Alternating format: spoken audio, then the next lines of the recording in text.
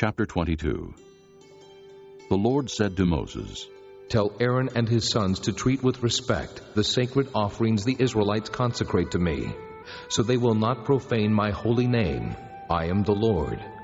Say to them, for the generations to come, if any of your descendants is ceremonially unclean, and yet comes near the sacred offerings that the Israelites consecrate to the Lord, that person must be cut off from my presence. I am the Lord. If a descendant of Aaron has an infectious skin disease or a bodily discharge, he may not eat the sacred offerings until he is cleansed. He will also be unclean if he touches something defiled by a corpse or by anyone who has an emission of semen, or if he touches any crawling thing that makes him unclean, or any person who makes him unclean, whatever the uncleanness may be. The one who touches any such thing will be unclean till evening. He must not eat any of the sacred offerings unless he has bathed himself with water. When the sun goes down, he will be clean, and after that he may eat the sacred offerings, for they are his food. He must not eat anything found dead or torn by wild animals, and so become unclean through it. I am the Lord. The priests are to keep my requirements so that they do not become guilty and die for treating them with contempt. I am the Lord who makes them holy. No one outside a priest's family may eat the sacred offering, nor may the guest of a priest or his hired worker eat it. But if a priest buys a slave with money, or if a slave is born in his household, that slave may eat his food. If a priest's daughter marries anyone other than a priest, she may not eat any of the sacred contributions. But if a priest's daughter becomes a widow or is divorced, yet has no children, and she returns to live in her father's house as in her youth, she may eat of her father's food. No unauthorized person, however, may eat any of it. If anyone eats a sacred offering by mistake, he must make restitution to the priest for the offering and add a fifth of the value to it.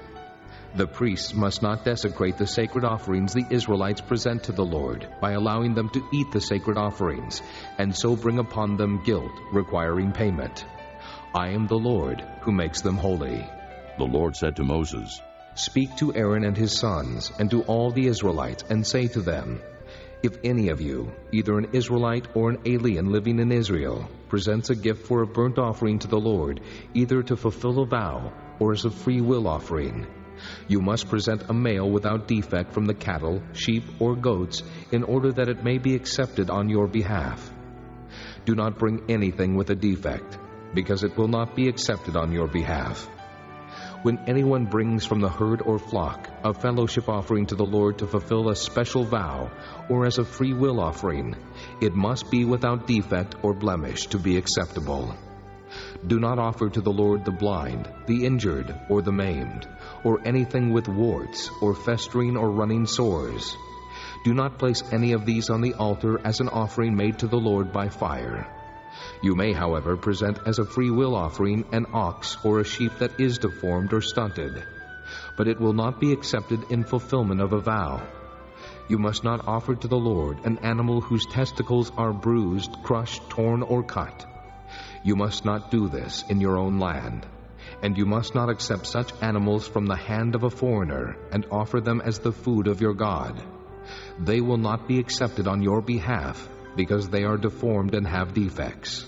The Lord said to Moses, When a calf, a lamb, or a goat is born, it is to remain with its mother for 7 days. From the 8th day on, it will be acceptable as an offering made to the Lord by fire. Do not slaughter a cow or a sheep and its young on the same day. When you sacrifice a thank offering to the Lord, sacrifice it in such a way that it will be accepted on your behalf. It must be eaten that same day. Leave none of it till morning. I am the Lord. Keep my commands and follow them. I am the Lord. Do not profane my holy name. I must be acknowledged as holy by the Israelites.